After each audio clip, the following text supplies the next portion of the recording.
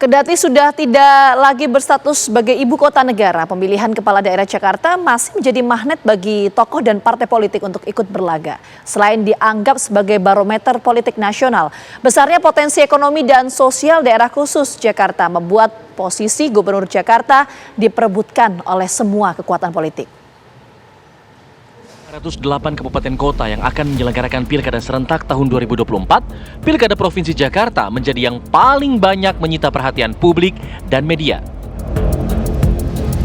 Selain dianggap sebagai barometer politik nasional, besarnya potensi ekonomi dan sosial daerah khusus Jakarta membuat posisi Gubernur Jakarta diperebutkan oleh semua kekuatan politik.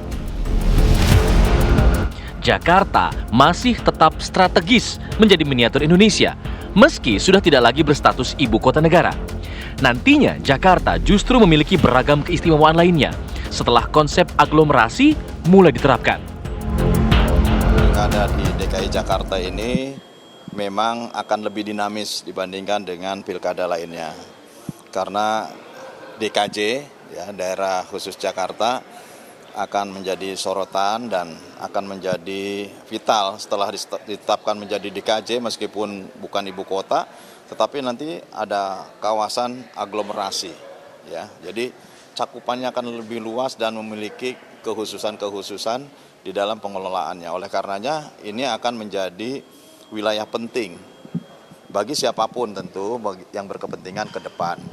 Oleh karena itu sangat dinamis. Dan siapapun partai yang mengusung saat ini ya terus mencoba mengeksplor kemampuan internalnya. Pilgub Jakarta masih menjadi etalase politik nasional, sehingga tak heran banyak partai yang sangat selektif menyodorkan nama-nama jagoan mereka untuk ikut berlaga. Apalagi dengan menaklukkan Jakarta membuka peluang untuk maju menjadi calon presiden. Kenapa DKJ itu mesti menjadi magnet?